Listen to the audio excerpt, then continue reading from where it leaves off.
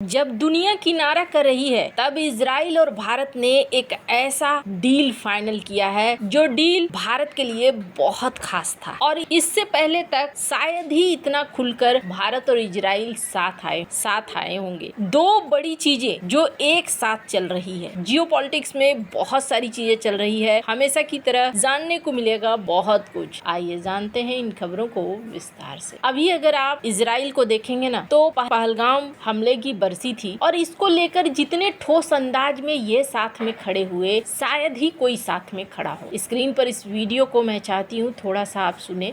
Today, India marks 1 year since the barbaric terror attack in Pahalgam, Kashmir, where 26 innocent lives were lost.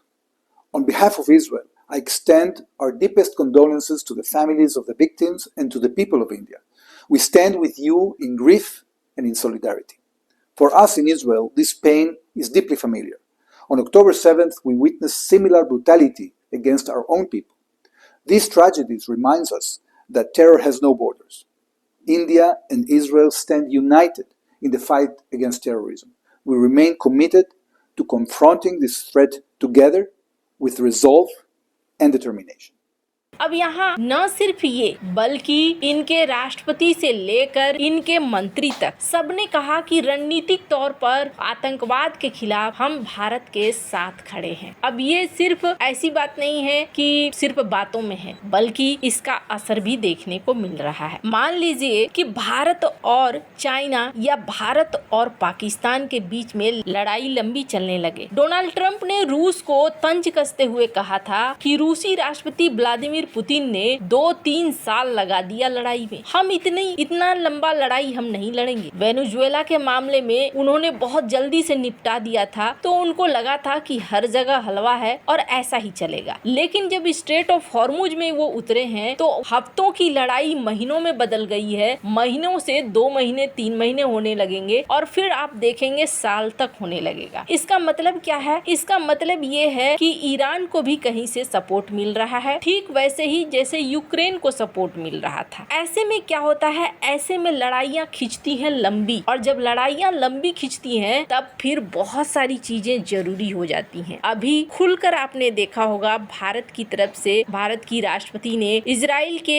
75वें साल पर उन्हें बधाइयाँ दी। इसके अलावे इजराइल और भारत के बीच में 2 बड़ी चीजें इस वक्त चल रही है। पहली चीज है, स्क्रीन पर एक आर्टिकल देख सकते हैं, 3000 करोड़ का एक इन्वेस्टमेंट जो कि हरियाणा में होने वाला है। इजराइल की सबसे बड़ी कंपनी है इजराइल एरोस्पेस इंडस्ट्री, हरियाणा में लगभग 3000 करोड़ के निवेश के साथ एक बहुत बड़े डिफेंस और एरोस्पेस प्रोजेक्ट लगाने पर विचार कर रही है। कहा जा रहा है कि हरियाणा के 7 जगहों को शॉर्ट लिस्टेड कर लिया गया है और शॉर्ट लिस्टेड करने के बाद यहाँ पर काम शुरू होगा। अगर आप ये सोच रहे हैं कि ये एक छोटी सी बात है, तो पहले मैं आपको बता दूं, इजराइल एरोस्पेस इंडस्ट्री क्या बनाती है? मिसाइल सिस्टम बनाती है, एयर डिफेंस सिस्टम बनाती है, ड्रोन बनाती है, रडार बनाती है, एवियोनिक्स बनाती है, सैटेलाइट टेक्नोलॉजी बनाती है। भारत और IAI यानी इजराइल एरोस्पेस इंडस्ट्री कई प्रोजेक्ट में साथ काम कर चुके हैं, खास करके बराक 8 MRSM जैसे सिस्टम में। अब सवाल ये है कि हरियाणा को ही क्यों चुना गया? हरियाणा दिल्ली NCR के पास है। दूसरा, ऑटो और manufacturing base supply chain ecosystem पहले से है यहाँ पर। दिल्ली NCR के पास होने की वजह से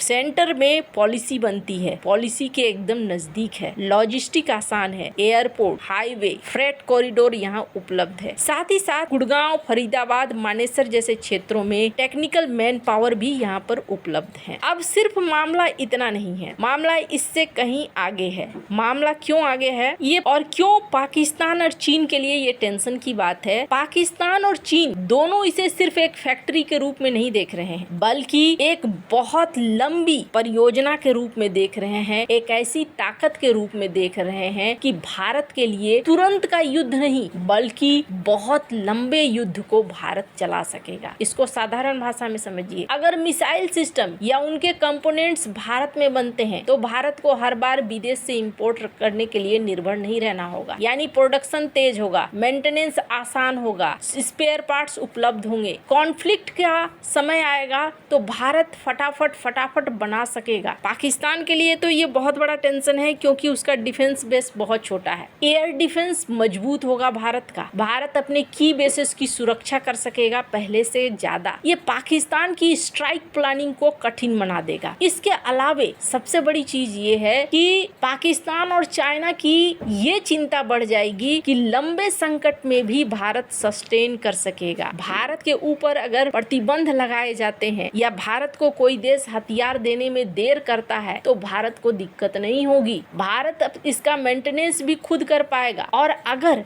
भारत को युद्ध में कुछ हानि होती है तो उसे रिप्लेस भी कर पाएगा। यानी इससे भारत बैलेंस बदल देगा। क्या ये रीजनल बैलेंस तुरंत बदल जाएगा? तुरंत तो नहीं बदलेगा, लेकिन हाँ, ये बैलेंस अब धीरे धीरे कुछ ही सालों में बदल कर बहुत कुछ बदल देगा। जैसे क्या क्या बना सकते हैं, बराक 8 बन सकता है, यहाँ पे रडार सिस्टम बन सकता है, यूएवी सिस्टम बन सकता है, नेवल डिफेंस सिस्टम बन सकते हैं, कमांड एंड कंट्रोल सिस्टम बन सकते हैं। शुरू में हो सकता है छोटी छोटी चीजें बने, लेकिन धीरे धीरे फिर बड़ी चीजें बननी शुरू हो जाएंगी। और सबसे बड़ी चीज ये है कि भारत ने यहाँ पर ये एक फैसले से, हरियाणा में इसे लगाने के फैसले से बहुत सारी चीजों को हैंडल करना शुरू कर दिया है। अब इजराइल और भारत के बाद सिर्फ यही एक प्रोजेक्ट नहीं है, बल्कि एक और बड़ी चीज है और वो है आईमेक कॉरिडोर। मैंने कई बार पहले भी कहा था कि ये जो सारा खेल आप देख रहे हैं ना, ये खेल अंत में जाकर खत्म होगा आईमेक कॉरिडोर पर। तो वही इजराइल ने शुरू कर दिया है। स्ट्रेट ऑफ हॉर्मुज को तुम बंद करके बैठे रहो और आईमेक कॉरिडोर को हम तेज करेंगे। इस इरादे के साथ इजराइल बढ़ रहा है। इजराइल इसे तेज करना चाहता है ताकि हॉर्मुज का बाईपास लॉजिक इस वक्त काम आ जाए। इजराइल